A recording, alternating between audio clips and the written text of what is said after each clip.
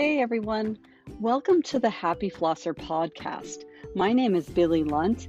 I am your host, and I am here to talk to you about all things dental hygiene to support you on your journey through the dental hygiene program. Welcome, so glad to have you.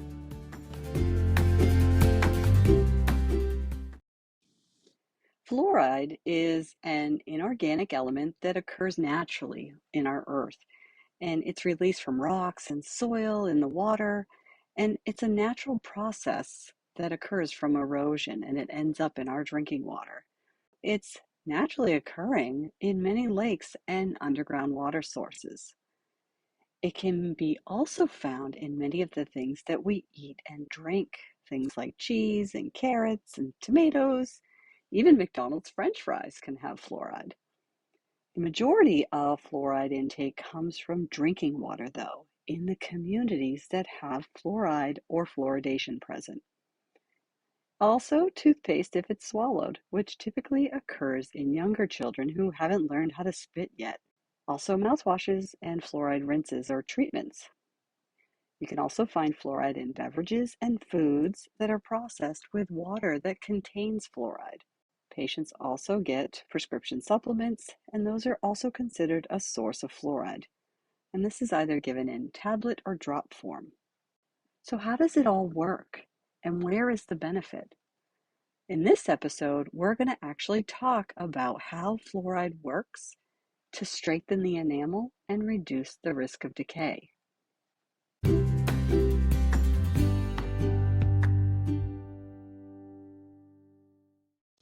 Hey, if you're in hygiene school or just got your acceptance letter to hygiene school, I've got a new course to help set you straight right out of the gate when you first start your program to help ensure a successful transition from the first semester to the second semester and to the finish line.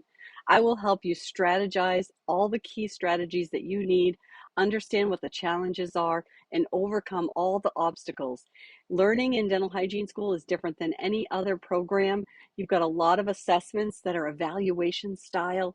You need to be able to plan and prepare for that and be successful so that you can become an RDH. And I'm here to do that for you. I have a new course, How to Be a Successful Dental Hygiene Student. You can click the link right in the show notes and I'll show you how to get it done.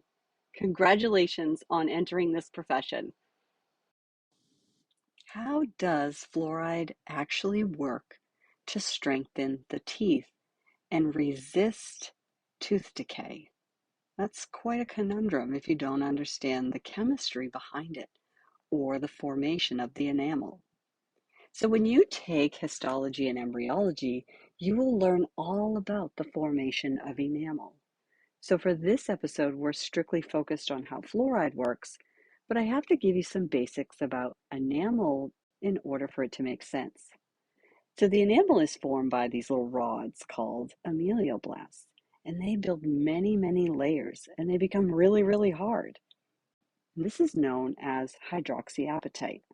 These ameloblasts interlink to form the hardest mineral in your body. Enamel is pretty hard. It does have a basic weakness, though, and it dissolves in an acidic environment, which is true of many hard things. So while saliva plays a role in helping the enamel remain protected in these really harsh acidic environments, bacteria and food mix together with the saliva and they hang out. Think about the harsh environment of the teeth. Every time you eat something, you expose your mouth to a really acidic environment. Not to mention all the things that are going on with the types of food that you're choosing to eat. But just the natural process of eating can cause a lot of stress. So the enamel has to be really, really strong. Couple that with the introduction of bacteria that's in the biofilm in your mouth, and it's given a nutrient supply of the food that you eat. So the bacteria grow best when they're exposed to these components. So when the bacteria in your mouth eats the nutrients left behind by the food that you eat, it also produces an acid as a side effect. And as these bacteria grow, biofilm is formed, which continues to excrete, more acid. So the magic number of pH is 5.5, which is really important for you to know as a dental hygiene student. At that pH, the environment starts the breakdown of the hydroxyapatite, which begins the demineralization process, which can be revised and reversed with the pH retaining to normal or above that 5.5 pH. So think of it as like a tug of war. You've got this neutral tooth in the middle, and as that pH goes below 5.5, the demineralization process occurs. And as the pH goes above 5.5, the remineralization process occurs. And somewhere in the middle of that is a patient who's just going through life, chewing and eating food and brushing their teeth. So it's important to understand how the bacteria grows, how the biofilm develops, and the choices of food that patients eat impact this whole environment. In this balance of demineralization and remineralization, if too much demineralization occurs and your pH is down too far for too long, you can get cavities, right? There's cavity formation. So where does the fluoride come in? The fluoride helps in the remineralization process. It changes the hydroxyapatite to fluoroapatite, which is much stronger and resistant to breakdown in an acidic environment. It's just a little tougher. The fluoroapatite is electronegative, and it seems to form a much stronger bond, and it's a little more resistant because of that bond to breakdown in an acidic environment. The fluorine atom is a little smaller with a higher electronegativity, and because of this formation of bonds, the electron that accepts the fluorine is a little bit closer to the nucleus, which makes it a little more difficult to get rid of or to expel the fluorine from the apatite when you compare this to the hydroxyl group. So the hydroxyl group is a little bit more vulnerable when it's exposed to an acidic environment when you compare it to the fluoroapatite. I hope that makes sense. So when you get the fluoride uptake into the enamel matrix, it helps with the remineralization process, and it actually combats the demineralization process from occurring when we chew and eat our food and we expose our mouth to an acidic environment. So the more routine, regular doses of fluoride to keep that enamel matrix rich in fluoroapatite is going to help reduce your risk of demineralization and therefore reduce your risk of decay. In summary, the fluoroapatite is a form of hydroxyapatite in which the fluoride ions have replaced some of the hydroxyl ions.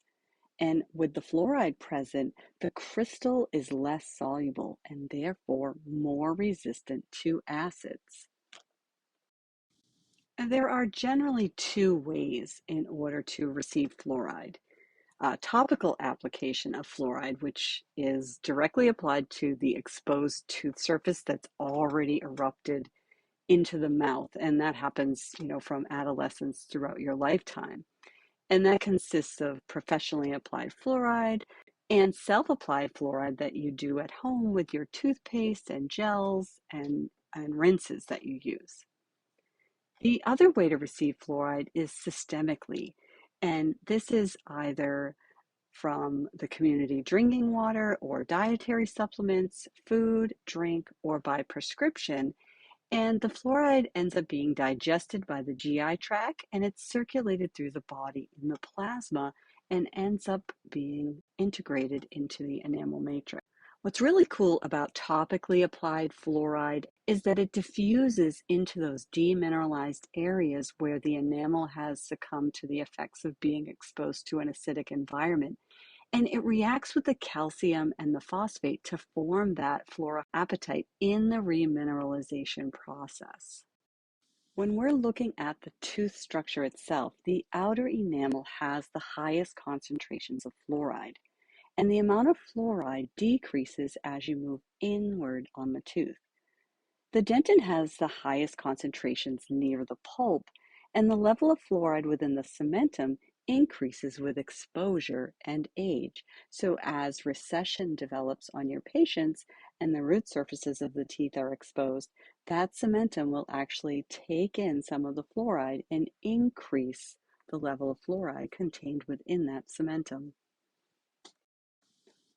Fluoride bonds to the outer layer of the enamel, and it decreases the susceptibility of initial and progression of dental caries.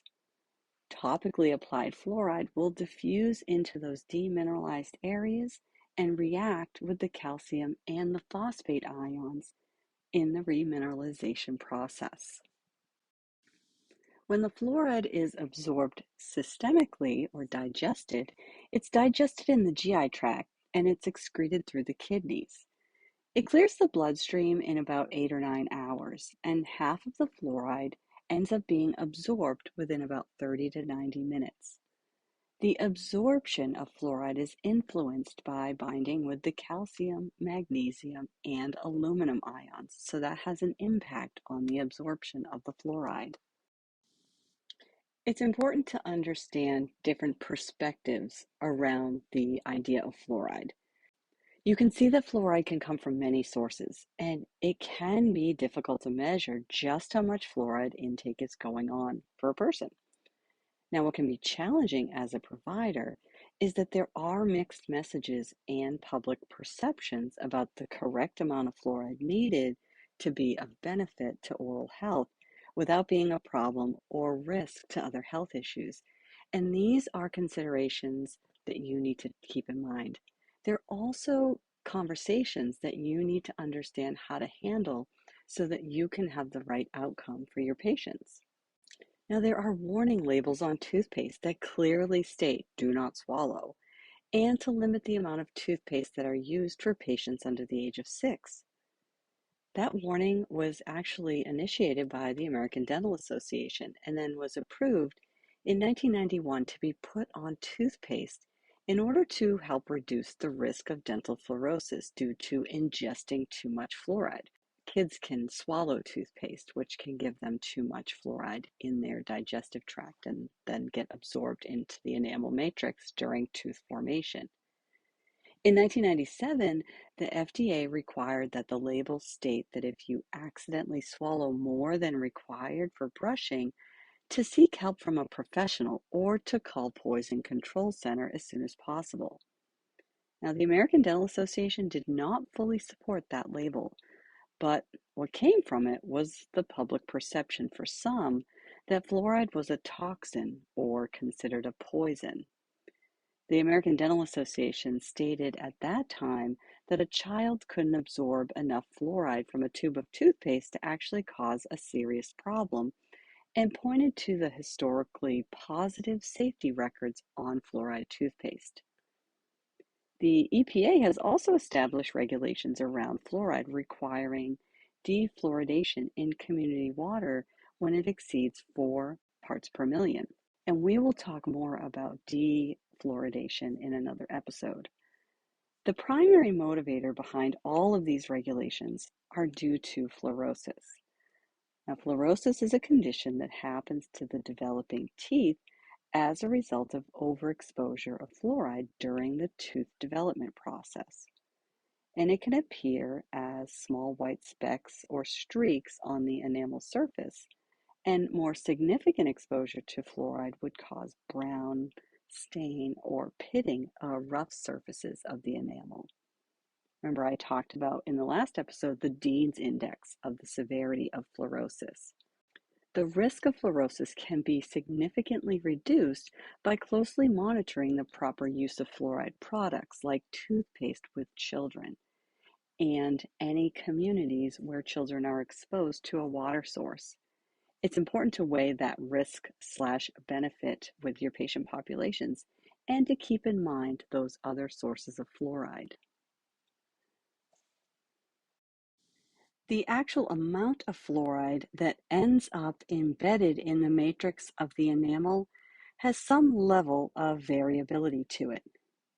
The amount of fluoride that is stored in the teeth varies due to the amount of fluoride intake, the length of time of exposure, and the age of the person. Remember, the stage of tooth development for the individual does play a vital component in how much fluoride is taken into the enamel matrix during tooth development. The tooth stores small amounts of fluoride on the surface of the enamel. Consider that over time, over a patient's lifetime, things like attrition, erosion, and mechanical abrasion can actually change the level of fluoride that is found within the enamel. Now, I will cover enamel formation as it relates to tooth development and fluoride in a future episode. Both systemic and topical fluoride use helps to prevent dental decay. We know this. We also know that frequent and routine exposure to fluoride is a recommendation in order to reduce the risk of demineralization. It also contributes to the remineralization process, which can really assist our high caries risk patients. What I'd like you to consider is your own thoughts, feelings, and beliefs around fluoride, because that will create bias when you are trying to educate your patients on the use of fluoride. You want to be mindful in considering how you express fluoride use and your reasons behind it when you're discussing this with patients. One additional fun fact to note, for those of us who are dental data or dental data peeps, fluoridated water was labeled by the CDC to be one of the most, out of the top 10, it made the top 10 significant public health measures. Yay, it was a success, right? And in 2014, more than 66.3% of the total US population received fluoride in their water, as stated in your Wilkins textbook. That's an amazing number, and we're only making more progress. In future episodes, we will discuss more about the topic of fluoride because there is a lot to know in all the different aspects of patient care. Thanks for listening today. I hope this episode was helpful at introducing you to the mechanism of action for fluoride in the oral cavity. Join me next time where we will be having a discussion about how to communicate with our patients to make them feel loved, heard, and really well cared for. I hope you join me.